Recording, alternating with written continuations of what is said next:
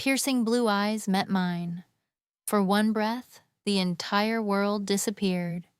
Noah stood safely between us, smiling at the man who had caught him before he fell. But I couldn't breathe. Those eyes, that voice, that face. Every memory from 5 years ago crashed into me all at once. Ethan. It had to be Ethan. Before I could speak, a woman in a black suit hurried toward him. "Mr. Alexander Kingsley, the board is waiting." Alexander Kingsley. My heart stopped. Alexander? Not Ethan? The man looked away from me and smiled gently at Noah. "You need to be more careful, little man." Noah grinned. "You caught me really fast." "I've had lots of practice." I hurried over and pulled Noah close. "I'm so sorry, Mr. Kingsley." He smiled politely. "No harm done." His eyes lingered on Noah a little longer than necessary. Something about them softened, almost like he couldn't stop looking at him. Noah smiled back. For one strange second, they looked almost identical. Sophia rushed over carrying our garment bags. "I'm terribly sorry." Alexander simply nodded. "It's all right." His assistant cleared his throat. "Sir." Alexander looked back at us one last time. "Welcome to Kingsley Tower." Then he walked away. I couldn't move. Sophia looked at me. "Emily?" I blinked. "What?" "You look pale." "I'm fine." She frowned. "You've been staring at him." I forced a small laugh. "I thought he looked like someone I once knew." "You know Alexander Kingsley?" I shook my head. "No, just someone who looked a little like him." But even as I said the words, I didn't believe them. Noah tugged my sleeve. "Mommy." "Yes?" "I like that man." I smiled. "So do I." The words escaped before I could stop them. Sophia laughed. "Everyone likes Alexander Kingsley. They say he's the youngest billionaire CEO in the country, and one of the toughest." I looked toward the elevators where he had disappeared. For some reason, my heart refused to believe he was a stranger. We were escorted into the executive boardroom. Everything about Kingsley Group felt larger than life. Glass walls overlooked the city skyline. Luxury artwork lined the corridors. The conference table was longer than my entire apartment in Riverdale. Sophia squeezed my hand. "Ready?" I nodded. "As ready as I'll ever be." A few moments later, the board members entered. Then Alexander Kingsley walked in. Everyone stood. He acknowledged them with a simple nod before taking his seat at the head of the table. He looked every bit the powerful CEO, confident, calm, respected, nothing like the lonely man who had once shared his heart with me beneath the rain. He looked up. Our eyes met again, only for a second. Then the meeting began. Sophia introduced Bennett Designs. "Our company believes fashion should empower women through confidence and elegance." She smiled toward me. "Our lead designer, Emily Carter, created every piece in today's collection." I stepped forward. My hands trembled slightly. Not because of the presentation, because Alexander Kingsley was watching me. "Our collection is called Reborn." The first sketches appeared on the screen. Elegant evening gowns, luxury business wear, modern bridal designs. Each piece carried a quiet strength. They're inspired by women who rebuild themselves after life tries to break them. The room became completely silent. I continued. "Every stitch tells a story, not of perfection, but of resilience." When I finished, several executives applauded. One leaned forward. "Exceptional work." Another nodded. "The emotional identity behind this collection is remarkable."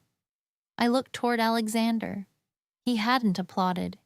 He was simply watching me, like he was trying to remember something.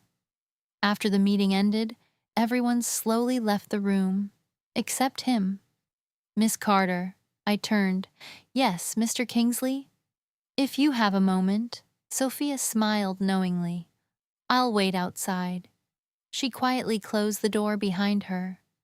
Alexander walked toward one of my framed sketches displayed against the wall. A midnight blue evening gown, simple, elegant, its neckline curved in the shape of a crescent. What inspired this? I looked at the sketch. A sad smile crossed my face. A memory. He looked at me. What kind of memory? The kind you never truly leave behind. Something changed in his eyes. I understand that. I swallowed. You do? He nodded slowly. There are some people, no matter how much time passes, you never forget them. For a second, my heart almost believed. Then I remembered. His name wasn't Ethan. His name was Alexander. I smiled politely. I should get back to my team. As I turned toward the door, it suddenly opened. A familiar voice filled the room. There you are. My blood froze. Vanessa. She looked even more glamorous than 5 years ago. Designer heels, luxury handbag, diamond earrings. She walked confidently toward Alexander before suddenly stopping.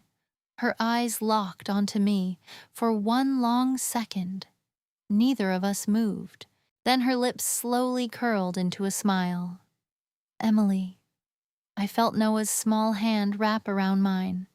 Vanessa looked me up and down. I thought you disappeared forever. I moved, I answered quietly. Clearly. Her eyes slowly traveled over my clothes. Looks like life has been good to you. I said nothing. Then her gaze shifted toward Noah. The smile on her face became cruel. So, you kept it. My heart tightened. Noah looked up at me. Mommy? I squeezed his little hand. It's okay. Vanessa laughed. I still remember the day my mother threw you out. You stood in the rain, pregnant, crying, and you didn't even know who the father was. The hallway outside suddenly fell silent. Several executives turned to look inside. Sophia immediately stepped forward. That's enough, Vanessa. She ignored her completely. I always wondered, did you ever figure out who got you pregnant? She folded her arms. Or are you still raising some stranger's child? My face burned. Not because I was ashamed of Noah, never, because I refused to let him hear those words. Noah looked between us. Mommy, what is she talking about? Before I could answer, Vanessa laughed again. Didn't your mother tell you?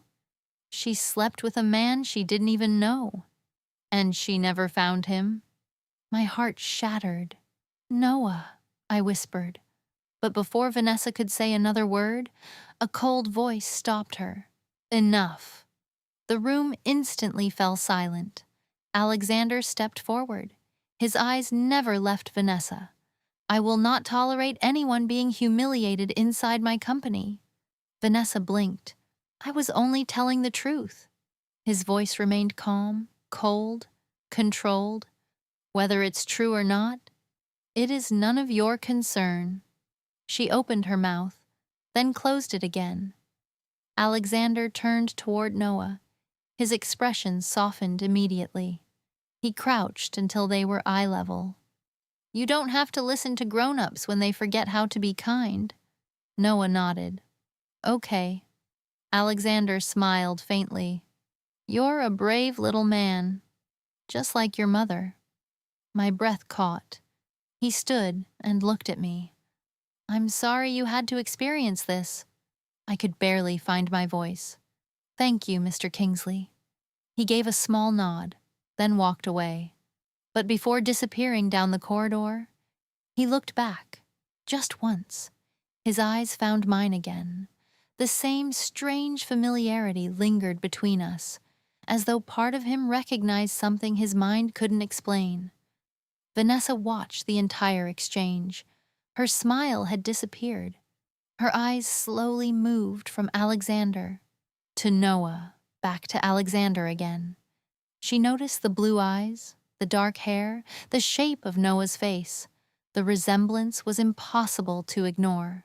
A flicker of fear crossed her face. She quickly hid it, but I saw it. For the first time in 5 years, Vanessa wasn't looking at me with confidence. She was looking at me like I had become a threat. And deep inside, without understanding why, I realized that returning to this city had just changed all of our lives forever.